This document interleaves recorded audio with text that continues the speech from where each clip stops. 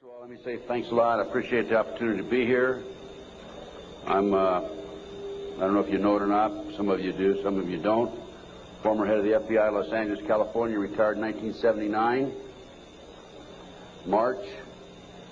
And shortly after my retirement, I was asked to investigate the Jeffrey R. MacDonald case as a private investigator. He's a former Green Beret doctor who was convicted of murdering his wife and 2 children in Fort Bragg, North Carolina, February 17, 1970. It's a long story. I put in about 2,000 hours on the case. When the case first began, my investigation first began, I told Dr. MacDonald that I would investigate the matter for him. He had just been convicted and was sentenced to 3 consecutive life sentences. I think I'm going to sneeze. I didn't make it. Okay. 3 consecutive life sentences. I told him if I found out that he was guilty, I would no longer be on the case. I would drop my investigation. Much to my surprise, from the evidence that I read, information that I developed over a period of several years, I've established beyond any question of a doubt that this man is absolutely innocent. And on October 25, 1980, I obtained a signed confession from Helena Stokely, the girl in the floppy hat, if you know the case. By the way, there was a best-selling book, Fatal Vision, and a movie out on this. And the girl in the floppy hat said that Dr. MacDonald did not commit those crimes. They were committed by my satanic cult group. And it was my initiation into the cult that night. And she gave me detailed information about the movement within the house that night, who did what. And I said to her, Helena, how do I know you're telling me the truth? And so one of the questions I asked her, the whole series of questions I asked her, and this is on audio video in some instances, the video, but always on audio. She said, I said, Helena, tell me about describe the jewelry box on the dresser in the master bedroom. And she described it right to a T. And just to make sure, I went down to Sears Roebuck and got a catalog and brought it back. And I said, Helena, pick out the jewelry box in this catalog that was on the dresser. She picked out the jewelry box. It matched. Also, she told me that she attempted to ride a rocking horse in the child's bedroom that night. But she couldn't ride it because the spring was broken. The only way she could have known that spring was broken was to have been there the night of the murders, February 17, 1970. So anyway, I submitted a 1,200-plus page report, actually 1,100-plus page, almost 1,200 pages, in March of 1981 to the FBI, Judge Webster, with a personal letter. He was director of the FBI. And I said, Judge, I believe this man is innocent, and he'd run out of money, and, you know, I'd continued to work it as I usually do. And I think that the FBI should continue along the lines of my investigation. And much to my surprise, I started receiving, by the way, it also went to the FBI and to the U.S. Department of Justice, the Solicitor General's office. And much to my surprise, my witnesses, my 19 new witnesses, including Helena Stokely, started calling me and saying, hey, Ted, the FBI has interviewed me. They're trying to get me to recant. And I'm saying to myself, that isn't the responsibility of the FBI. The FBI is supposed to gather information, not destroy it. And that was my first clue that we had a serious problem in that case. And then I continued on, and I had a number of other cases that I handled privately. And in each instance, I noticed evidence was lost, destroyed, stolen. I noticed that there were strong indications of corruption. So I asked myself, now what's going on here? And over the years, I started gathering material until about 2 years ago. Up until about 2 years ago, I kept saying there's a loose-knit network operating in this country involving drugs, pedophilia, pornography, prostitution, corruption, etc., etc. 2 years ago, from my research, I'm convinced it's much more serious than that. It's more than a loose-knit network. It is a conspiracy. And you know how the news media comes after us and we use the word C, conspiracy, that C word, well, they can come after me all they like, because I guarantee you right here and now we do have a conspiracy, and I'm going to prove it to you here today. Now, one of the things that convinced me and really got me started in this regard, by the way, this conspiracy involves pornography, drugs, corruption, involves pedophilia, involves organized child kidnapping rings, the finders out of Washington, D.C., CIA cover, covert operation, involved in the international trafficking of children, terrorism, bank accounts, and it goes on and on. By the way, I strongly urge you to go to my booth after this lecture and get my research, my book and my research on missing children. We're going to go into that a little bit in the lecture. But my missing children lecture documents that the finders, an organization in Washington, D.C., this CIA front. It's a covert operation. They're involved in international trafficking of children. And I have a U.S. Customs report, official U.S. Customs report, in my book on the missing children. So I urge you to get it. It's only $10. Now, if you buy any of my products, any of my research, I beg of you, I don't want you to buy it unless you make a half a dozen copies and send it to your friends, okay? The name of the game with me is not copyright. I could care less about copyright. The name of the game is education, education, education. We need to know what's going on in this country today. So anything, any of my research that you buy, please make copies and get them out to your friends. That's what it's all about. After one of my lectures, here's about 2 years ago, this is why I changed my mind from and using the word loose-knit network to conspiracy. After one of my lectures, a gentleman came up and gave me a book. He said, Ted, in fact, that lecture was specifically on the MacDonald case. Ted, here's what it's all about. Take this book and read it.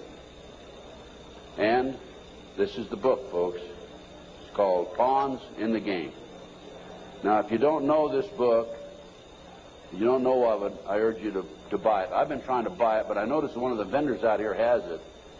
And please, go get the copy of this book. I forget which vendor has it. What? CPA book. Yeah. I noticed they had 3 copies. Are you with CPA book? Huh? Richard Flowers is CPA. Richard Flowers. Go get this book when it's over and order some more copies. I'm going to order some myself and start selling them in my flyer. Anyway, it's called Pawns in the Game, and it's by William Guy Carr. William Guy Carr had the same problem I did. He wanted to know what's going on in America and around the world. He was a Canadian, however, and as a result of his research, he wrote this book. So we have the Illuminati. Now, the Illuminati was established in 1776 by a fellow named Adam Weishaupt. In 1773, he was commissioned by one of the Rothschilds, House of Rothschild, to put together an organization called the Illuminati. And he culminated his work in May the 1st, 1776. If you'll notice, that's a communist holiday. And we're going to have to move along pretty fast. This is actually a 4-hour lecture I'm going to give you today. We're going to do it in probably an hour and 15, 20 minutes. But some of his goals, and the goals that he was commissioned to set up, there were 25 of them.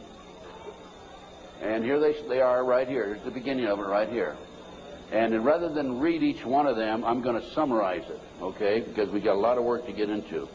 Number 1 issue was men are inclined to evil rather than good. Number 2 goal and issue was to preach liberalism. Number 3, use the ideas of freedom to bring about class wars. That's what we're doing today. Number 4, any and all means should be used to reach our goals as they are justified, any and all means. Number 5, their rights lie in force. We're talking about the Illuminati rights lie in force. Number 6, the power of our resources must remain invisible until the very moment when it has gained the strength that no cunning or force can undermine it.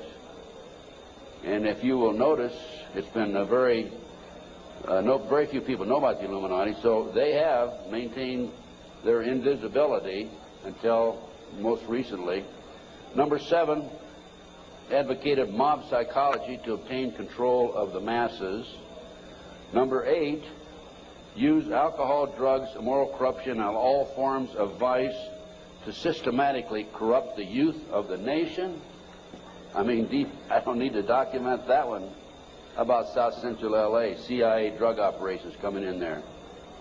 How about Mena, Arkansas? Drugs coming into this country, arms and munitions going out. If you don't believe me, talk to Terry Reid, talk to Chip Tatum, talk to some of these other individuals who I know personally know. During the recent, last fall actually, drug hearings by Mr. Arlen Specter, Senator Arlen Specter, one of the big phonies of Washington, D.C., the magic bullet theorist, I watched those hearings, and I couldn't believe the mamby-pamby, weak witnesses he brought forward, people that really had no direct knowledge of the drug operation. And that hearing was about bringing drugs into South Central LA by the CIA. I sent him a list of 16 names of people who had personal direct knowledge of drugs being brought into this country by the CIA. Never heard another word. None of those people ever appeared as witnesses. I might also mention in Oklahoma City, I sent my report, copied my report back to the committee. I sent them a fax and said I had information which would be vital to your investigation of the Oklahoma City bombing. That report, by the way, is also available to you. I urge you to buy it. Never received a response. Number 9, seize property by any means. We're seeing that on a daily basis. Farmers, businessmen, people who are arrested on nebulous charges, their property's being taken away from them. Here's an example right here. This lady right here, she lost everything. Everything. They've come out and raided her house twice, Linda. Twice, Linda. This lady had a house that she bought before her marriage. It was in her name, and they seized it. She no longer has that house. Number 10, deal with the use of slogans such as equity, liberty, fraternity into the mouths of the masses in psychological warfare. Boy, if that isn't Bill Clinton, I never saw it and never heard it before. That man is unbelievable. As former Congressman Dennemeyer describes him, he's a draft-dodging, womanizing, pathological liar, and he certainly fits into item number 10. Number 11 dealt with war, number 11 theory and goal. In 1773, Adam Weishaupt set down policies that were publicly announced in 1939, folks. 1773, publicly announced 1939 by Britain and the United States. And the war should be directed so that the nations on both sides are placed further in debt and peace conferences conducted so neither combatants obtain territorial rights. Yalta. Perfect example. Stalin, Roosevelt, Winston Churchill after World War II. Number 12, told those present that they must use their wealth to have candidates chosen to public office who would be obedient to their demands and would be used as pawns in the game by the men behind the scenes. The advisors will have been bred, reared, and trained from childhood to rule the affairs of the world. We have that today without any question, the men behind the scenes. Number 13, control the press. If you heard my lecture yesterday on Oklahoma City, I documented that the mainstream media is being controlled by the big power people, by the phony politicians, by the bureaucrats, without any question about it. Information in the media, I have an itchy nose today. Maybe I'm going to kiss a fool or something, okay? We have a documentation of that, and I have that in some of my lecture material out and also my books. Number 14, their agenteurs will come forward after fomenting traumatic situations and appear to be the saviors of the masses when they are actually interested in just the opposite, the killing of the masses. The riots in Watts, the riots in South Central LA, folks. Number 15.